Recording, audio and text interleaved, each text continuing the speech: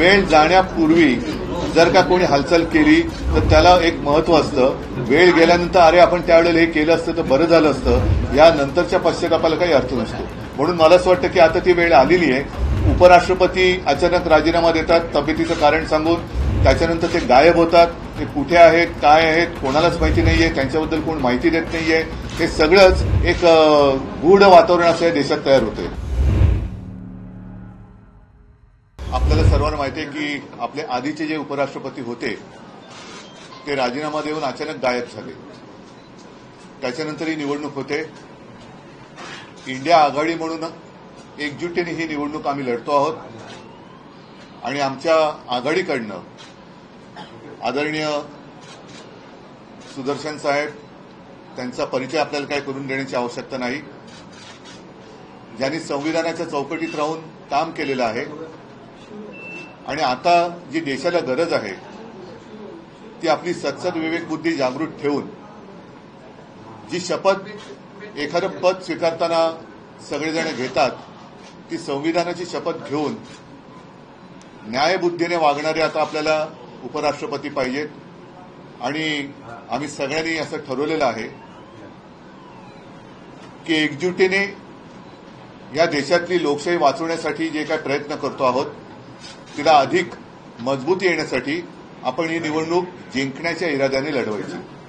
आणि आज मी त्यांना धन्यवाद देतो, शुभेच्छा तर देतोच आहे की खास करून ते आज मुंबईमध्ये आले, मातोश्रीला आले. आम्ही आपल्याला पाठिंबा तर दिलेलाच आहे. महाराष्ट्रातले महाविकास आघाडीचे सर्व प्रमुख पक्ष आणि त्यांचे नेते हे एक दिलाने आपल्यासोबत आहेत. चमत्कार याला काही चौकट नसते. चमत्कार कसाही होऊ शकतो, म्हणून त्याला चमत्कार म्हणतात. तर चमत्कार हा करण्याची ताकद ज्यांच्यामध्ये आहे आणि ज्यांना आपल्या देशाबद्दल खरंच आतून प्रेम आहे ते सगळेजण मिळून एक चांगले उपराष्ट्रपती आपल्याला देतील सुदर्शन साहेबांच्या रूपाने, ही मला खात्री वाटते. आप लोगों को तो मालूम है मैं प्रतिपक्ष पार्टियों की तरफ से उपराष्ट्रपति पद के लिए नॉमिनेशन दाखिल करे हैं और सब प्रतिपक्ष पार्टी से जो सहमत बनी है वो उद्धव जी के बगैर नहीं हो सकता था, ये बात मुझे मालूम है. और संजय जी हमारे साथ सेंट्रल हॉल में थे, साथ में आकर हमारे नॉमिनेशन भी दाखिल करे.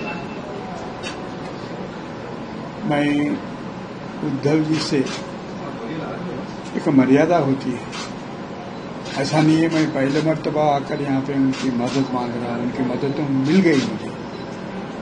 उनको धन्यवाद देने के लिए दिल्ली से यहाँ तक आया हूँ और मातोश्री में आने के बाद ऐसा लगता है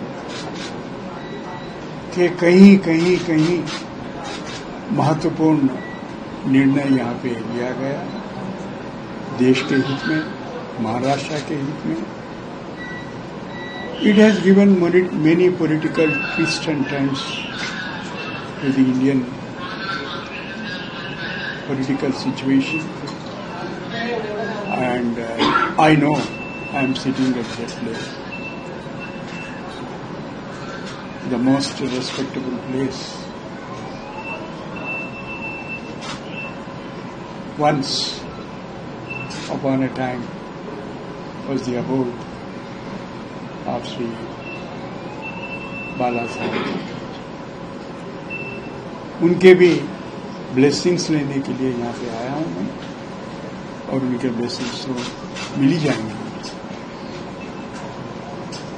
अभी इस वक्त कोई खास और आप लोगों से या आपके सामने रखने का भी कोई अवसर तो नहीं दिख रहा है. और आप लोगों का भी बहुत बहुत धन्यवाद. आप लोगों के भी बेस्ट विशेस हमारे साथ हैं, इसके लिए मैं बहुत आभारी हूँ.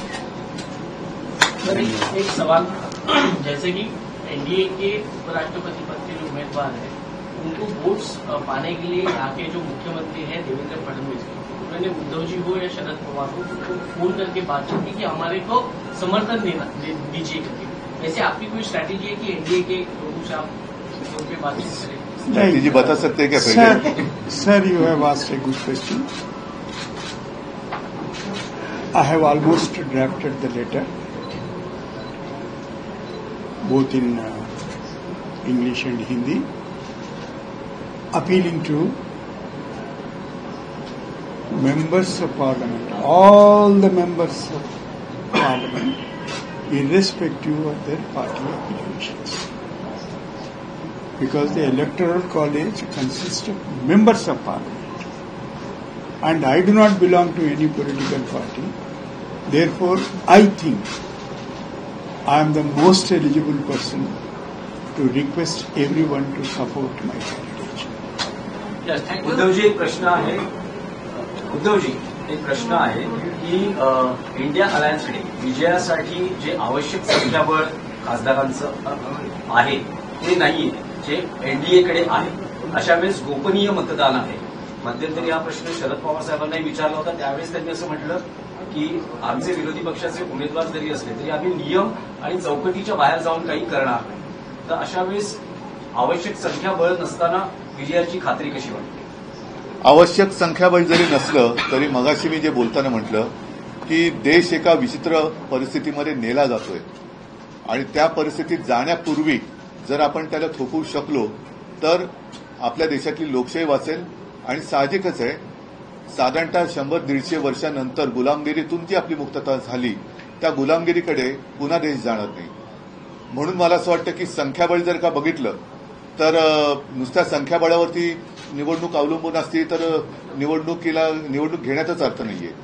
पण तरी देखील ज्यांच्या मनामध्ये एक गोष्ट आता तुम्ही जे बोललात की या मतदानात गोपनीयता आहे, त्याच्यामुळे ज्यांच्या हृदयामध्ये छुप्या पद्धतीने का होईना देशप्रेम आहे असे एनडीएमधले सुद्धा खासदार देशासाठी हे मतदान करू शकतात.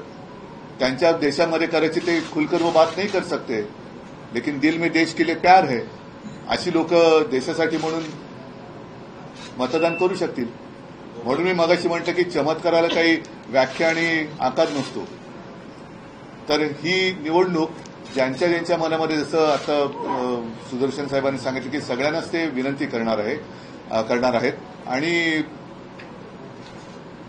सगळेजण जे बघतायत राज्यसभेचा कारभार कसं चाललाय, लोकसभेचा कसं चाललाय, देशाचा कसा चाललाय, सरकारचा कसं चाललाय, सगळेजण बघतात.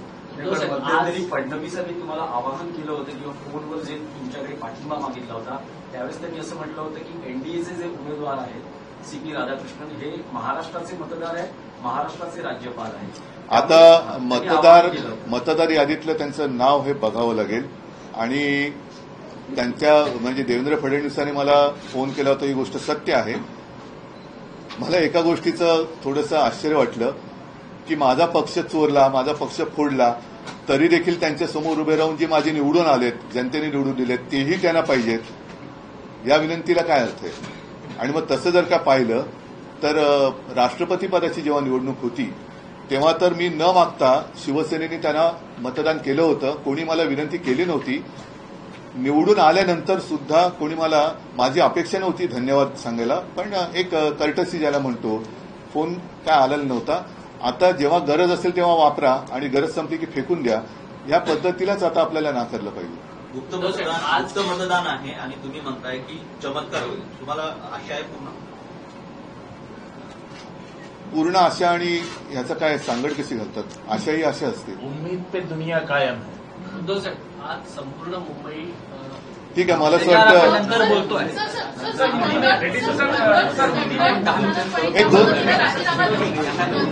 एक मिनिट हा उपराष्ट्रपती